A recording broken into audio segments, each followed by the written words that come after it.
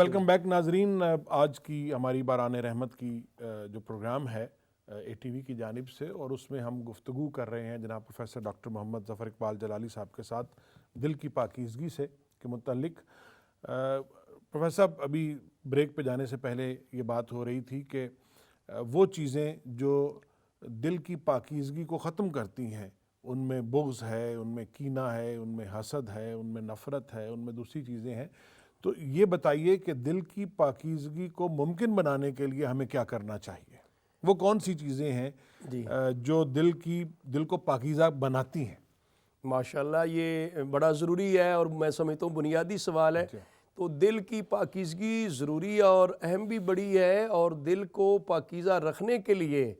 جو عوامل اور جو اسباب ہیں، ان میں سے ایک بہترین سبب اور عمل تو یہ ہوگا کہ ہم دینی اور اسلامی تعلیمات کی روشنی میں اپنے آپ کے بارے میں یہ جائزہ لینے میں کامیاب ہو جائیں کہ شریعت مطہرہ نے ہمیں دل کو پاک اور صاف رکھنے کے لیے کیا کیا ہدایات دی ہیں، اور کن کن چیزوں سے ہم اپنے دل و دماغ کو بچائیں گے تو ہمارا دل پاک اور صاف ہو جائے گا. تو اس کے اندر یہ پہلے جس طرح ذکر ہو رہا تھا کہ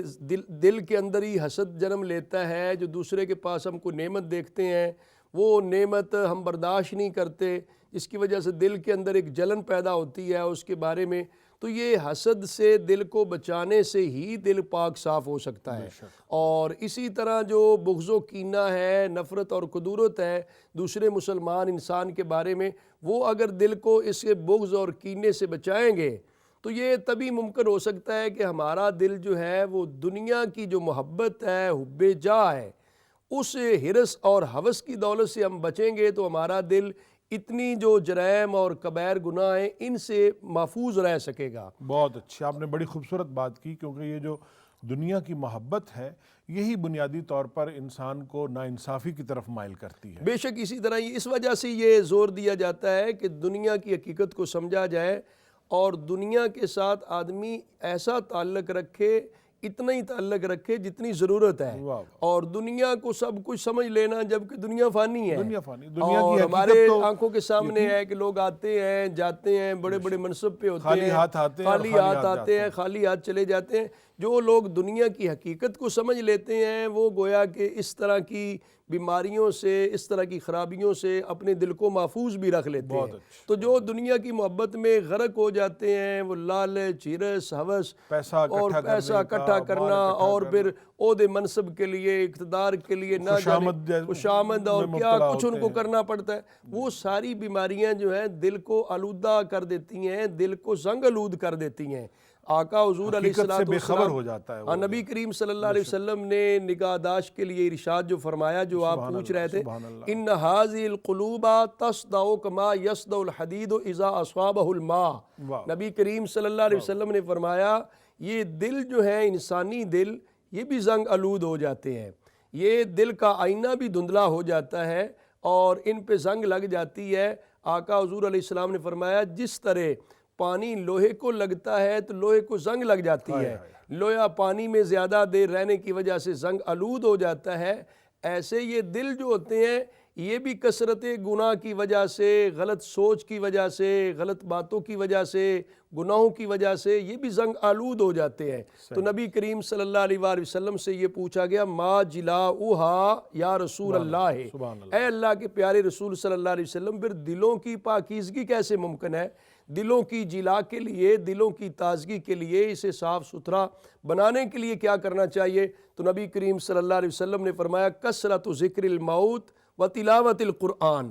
جو کہہ رہے تھے نا کہ یہ حب دنیا کی وجہ سے بندہ بہت سارے علیشیوں میں دل کو مبتلا رکھتا ہے اور دل کو پراگندہ کر لیتا ہے. تو یہ کثرت ذکر الموت، بندہ اپنی موت کو یاد رکھے گا اور موت مد نظر رکھنے کی وجہ سے وہ اس طرح کے فواحش سے، منکرات سے، منہیات سے، غلط باتوں اور غلط کاموں سے اپنے آپ کو بچا لے گا. تو اس کے ساتھ گویا کہ موت کو یاد رکھنے کی وجہ سے اس کو دل کی پاکیزگی حاصل ہو جائے گی. اور دوسرا آپ نے ارشاد فرمایا و تلاوت القرآن، قرآن مجید کی تلاوت زیادہ کرے. ایک تو اس کلام کی اپنی عظمت اور شان ہے کہ وہ کلام خدا بندی ہے. فضل کلام اللہ علی سائر الکلام کا فضل اللہ علی خلقی. اس کی عظمت اور شان کلام خداوندی کی باقی کلاموں پر ایسے ہی ہے جیسے اللہ تعالیٰ خالق کائنات کی ساری مخلوقات پر ایک فضیلت عظمت اور شان ہے۔ تو جو اس کثرت ذکر الموت و تلاوت القرآن کے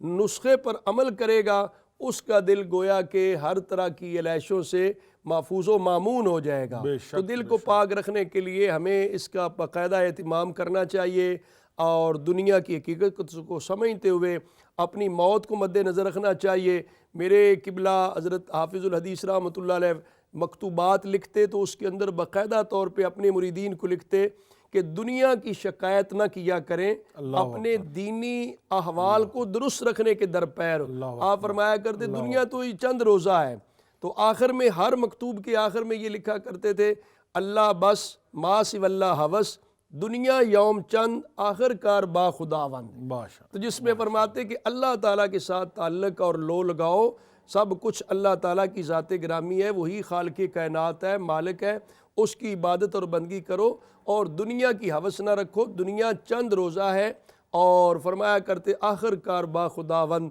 یہ بالآخر اللہ کی بارگاہ میں پیش ہونا ہے، لہذا اپنے دل کو پاک اور صاف رکھے اور اپنے معاملات جو ہیں وہ درست رکھنے کی کوشش کریں۔ ڈاکٹر صاحب آپ نے بڑی خوبصورت بات کی، جو سب سے پہلی بات جو جس کی طرف بہت سارے لوگ جو ہیں جس کو بھلائے بیٹھے ہیں جی وہ ہے اپنی موت کو۔ موت کو یعنی انسان اگر صرف اس ایک بات کو اپنے دل میں راسخ کر لے کہ میں نے مرنا ہے اور موت مجھے کسی بھی وقت آ سکتی ہے، کسی بھی لمحے آ سکتی ہے، میرے پاس یہ کوئی گارنٹی نہیں ہے کہ میں اگلے 2-4 برس 10 برس جی لوں گا، اور آج میں اگر کسی کے ساتھ زیادتی بھی کر لیتا ہوں، آج میں کسی کا حق بھی کھا لیتا ہوں، آج میں کسی کے ساتھ ناانصافی بھی کر لیتا ہوں، تو میں 2 سال بعد یا 3 سال بعد میں اس کی معافی مانگ لوں گا یا میں اس سے توبہ کر لوں گا، یا میں آج کوئی ایسا گناہ کر لیتا ہوں جس کے بعد ہو سکتا ہے آپ کو توبہ کا وقت نہ ملے، ہو سکتا ہے آپ کو اس آدمی سے جس سے آپ نے زیادتی کی ہے اس سے معافی مانگنے کا وقت ہی نہ ملے، اور یہاں اس کے بدلے میں آپ نے جو اکٹھا کیا ہے، فرض کریں کوئی مال و دولت اکٹھا کر لیا، کوئی جاہ و منصب اکٹھا کر لیا، کوئی چند دن کی حکومت اکٹھی کر لی، تو یہ چیز جو ہے یہ اس چیز کا کفارہ تو ہو ہی نہیں سکتا۔ جس وقت آپ انسان یہ ذہن میں رکھے گا کہ میں نے اپنے رب تعالیٰ کے حضور پیش ہونا ہے اور میں نے جو کچھ یہاں پر کیا ہے میں نے اس کا حساب دینا ہے، تو پھر اس کے پاس یہ گنجائش ہی نہیں بچتی کہ وہ کسی ایسے کام میں مبتلا ہو کہ جو کام اسے آخرت میں شرمندہ اور شرمسار کرے، تو اس کی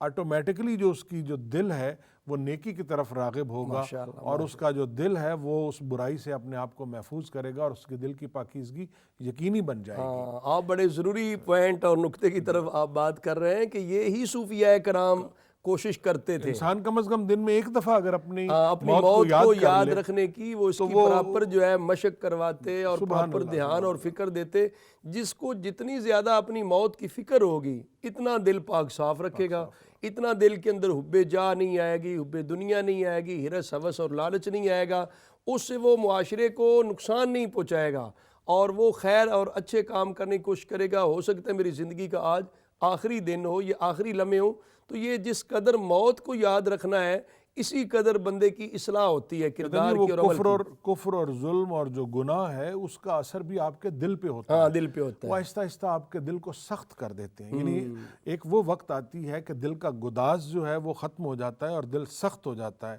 تو دل سخت ہونے کی صورت میں کیا ہوتا ہے کہ آپ کو گناہ محسوس نہیں ہوتا۔ یہ موت کا یاد رکھنا جو ہے نا اس وجہ سے ہی کہا گیا کہ تاکہ اس کے ساتھ دل جو ہے وہ پاک صاف رہتا ہے، معاملات درست کرتا ہے بندہ اور آخرت کی تیاری کرتا ہے، زاد راہ تیار کرتا ہے۔ حضور نبی کریم خاتم النبیین صلی اللہ علیہ وآلہ وسلم نے حضرت سیدنا عبداللہ بن عمر رضی اللہ تعالی عنہما ان کے کندھوں پہ ہاتھ رکھ کے گویا کہ کندھوں کو پکڑنا یا ہاتھ رکھنا توجہ دلانے کے لیے، کوئی خاص بات کرنی ہو تو اس کے بندہ گویا کہ تاکید زیادہ ہوتی، آپ نے یہ ارشاد فرمایا کن فی الدنیا کأنک غریب او عابر سبیل وعد نفسک من اہل القبور او کما قال، آپ نے فرمایا تو دنیا میں ایسا رہ جیسے ایک اجنبی آدمی ہے، جیسے کوئی مسافر آدمی ہے۔ یہ سفر مسافر ایک سرائے میں جیسے ٹھہرا، سرائے کے اندر چند لمحے کے لیے آرام کرنا ہے، پھر آگے چلے جانا ہے۔ تو کوئی بندہ سرائے میں وہ محل نہیں بنا لیتا، منزل قرار نہیں دیتا، سفر جو سفر ہی ہوتا ہے، منزل آگے ہوتی ہے۔ تو حضور علیہ السلام نے فرمایا اپنے آپ کو قبر والوں میں شمار کیا کر۔ یہ ہے نا موت کو یاد کرانا، کہ اپنے آپ کو قبر والوں میں شمار کیا کر۔ پھر حضرت سیدنا عبداللہ بن عمر رضی اللہ عنہما کے بارے آتا ہے کہ حضور کے حکم پر عمل کرتے ہوئے وہ اپنے پاس بیٹھنے والوں کو بھی تربیت کرتے فرمایا کرتے تھے، اذا امسیت فلا تنتظر الصباح، جب تو شام کرے تو صبح کی انتظار نہ کر، وَإِذَا أَصْبَحْتَ فَلَا تَنْتَظِرِ الْمَسَاءَ، جب صبح کرے تو شام کی بھی انتظار نہ کر، خُذْ مِنْ صِحَّتِكَ لِمَرَضِكَ، اپنی صحت اور تندرستی کی زندگی میں مرض میں جو کام اعمال نہیں سر انجام دے سکے گا اسے تو تندرستی میں کر لے، وَخُذْ مِنْ حَيَاتِكَ لِمَوْتِكَ، اپنی زندگی میں اتنا کر لے کہ موت آئے تو تیرے پاس کوئی سازو سامان ہو، تیرے لیے نجات اور کامیابی کا سامان ہونا چاہیے۔ زندگی کو غنیمت جان، جو چند لمحے زندگی کے ہیں، موت کسی وقت بھی آ سکتی ہے، اور باقاعدہ ہر شام کو آخری شام، زندگی کی آخری شام سمجھ، ہر صبح کو زندگی کی آخری صبح سمجھ کے عمل کر۔ بندہ اس طرح موت کو یاد رکھتا ہے تو دل کی پاکیزگی حاصل ہو جاتی ہے۔ علامہ اقبال نے فرمایا نا کہ یہ گھڑی معاشر کی ہے، جی جی، تو عرصہ معاشر میں تو عرصہ معاشر میں ہے، واہ بہت پیش کر غافل عمل کوئی اگر دفتر میں ہے۔ دفتر میں ہے، تو یہ چیز اگر ذہن میں ہو کہ ہم معاشر اپنے دیکھیں اپنے آپ کو کہ ہم معاشر کی گھڑی میں ہیں اور معاشر کے میدان میں ہیں، اور اگر ہمارے پاس کوئی عمل ہے تو وہ ہم پیش کریں۔ اور اسی طرح وہ جو دل کی بات ہوئی، تو جب ہم کہتے ہیں نا کہ دل میں اگر گداز ہوگا، دل میں اگر سوز ہوگا تو وہ دل کی صفائی کی ضمانت ہے۔ جی جی، ورنہ تو جو سخت دل آدمی ہے وہ تو گناہ کو گناہ ہی نہیں سمجھتا۔ تو علامہ کا ایک شعر ہے کہ دل سوز سے خالی ہے، جی، نگاہ پاک نہیں ہے، واہ، دل سوز سے خالی ہے، نگاہ پاک نہیں ہے، پھر اس میں عجب کیا کہ تو بے باک نہیں ہے۔ علامہ اقبال کی بات سے مجھے بھی یاد آ گئی جو علامہ اقبال کہتے، زبان سے کہہ بھی دیا لا الہ تو کیا حاصل، قلب و نگاہ مسلمان ہی تو کچھ نہیں۔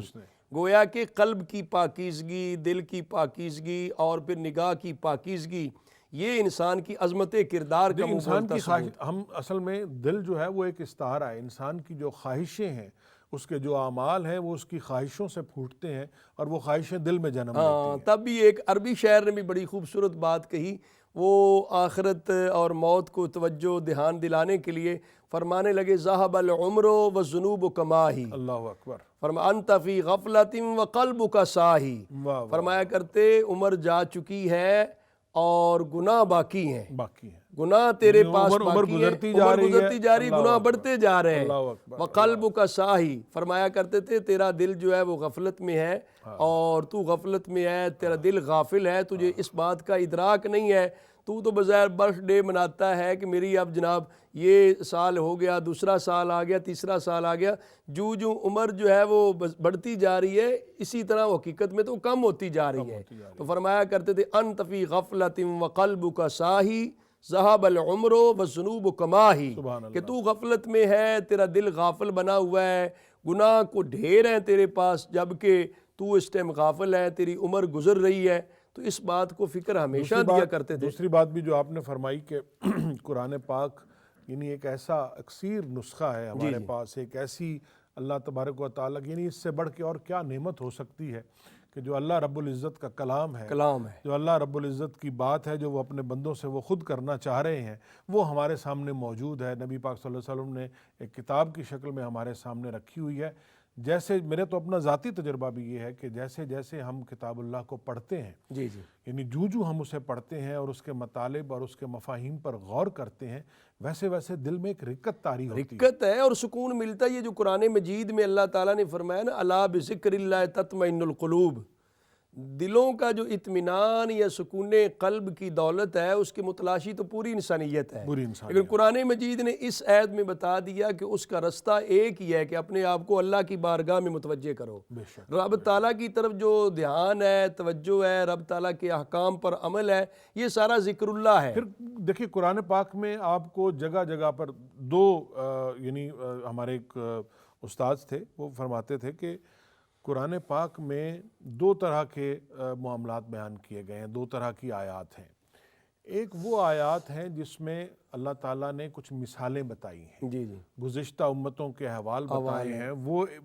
دوسرے لفظوں میں آپ یہ کہہ لیں کہ وہ ایک طرح کی تمثیل آپ کے سامنے پیش کی گئی ہے عبرت کہ کے جو لیے وہ باتیں اس سے آپ عبرت بھی پکڑ سکتے ہیں، اس سے آپ اللہ تعالیٰ کے احکام جو اللہ تعالیٰ جو باتیں بتا رہے ہیں اس کی ایک تصویر بھی آپ کے سامنے آتی ہے، یعنی وہ ان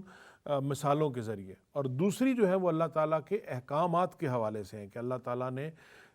جو کرنے کا حکم دیا ہے اور جس سے منع کیا، یعنی محکمات ہیں جن میں اللہ تعالیٰ کے احکامات ہیں، اور متشابہات ہیں جی، کہ جس میں اللہ تعالیٰ نے تماثیل بتائی ہیں، وہ غور و فکر کے لیے، تدبر کے لیے۔ قرآن مجید نے کتنے مقام پر انسان کو تدبر، غور و فکر کرنے کی جو دعوت دی ہے وہ بھی اس وجہ سے دی ہے۔ جو بندہ تدبر، غور فکر کرنے کا عادی بنتا ہے اس کا دل جو ہے وہ ظاہر مہلکات سے، نقصانات اور خطرات سے محفوظ رہتا ہے۔ تو جو غور و فکر کرنے کا عادی نہیں ہے، جو آیا کہہ دیا کر دیا، اور یہ تاثیر بھی اللہ تعالیٰ کے کلام کی ایسی ہے نا، جو وہ روایات میں آتا ہے حضرت عمر رضی اللہ تعالیٰ عنہ کے اسلام لانے کا جو واقعہ ہے سورہ طٰہٰ کی چند ابتدائی آیات سنی، یہ اللہ تعالیٰ نے قرآن مجید کی کلام کی تاثیر طاری ہو گئی، ایک رکت طاری ہوگی، اس سے ان کی دل کی دنیا بدل گئی۔ تو یہ اس طرح کے بے شمار واقعات یعنی اللہ کے کلام میں یہ ایسا معجزہ ہے کہ وہ جب آدمی سنتا ہے تو اس کے دل کی دنیا، اس کے دل کی کیفیت بدل جاتی ہے۔ حضرت جبیر بن مطعم رضی اللہ تعالیٰ عنہ کے بارے میں آتا ہے، بے شمار واقعات ہیں۔ آپ فرماتے ہیں کہ میں گیا تو آقا حضور علیہ السلام مغرب کی نماز ادا فرما رہے تھے، سورہ والطور پڑھ رہے تھے۔ نبی کریم صلی اللہ علیہ وسلم سے میں نے وہ سنی، ابھی وہ مسلمان نہیں تھے، کہتے ہیں اس وقت ہی میرے دل کے اندر وہ کھٹکا لگا اور دل کے اندر وہ اس کی تاثیر اتنی آئی کہ یہ جو کچھ کلام پڑھی جا رہی ہے یہ کتنی صداقت اور حقیقت پہ مبنی ہے، اس سے میں دائرہ اسلام میں داخل ہو گیا۔ ناظرین ہمارے ساتھ رہیے گا، پروفیسر ڈاکٹر محمد ظفر اقبال جلالی صاحب کے ساتھ ہم دل کی پاکیزگی کے حوالے سے گفتگو کر رہے ہیں۔ ابھی وقت ہوا ہے ایک بریک کا، آپ کی خدمت میں دوبارہ حاضر ہوتے ہیں۔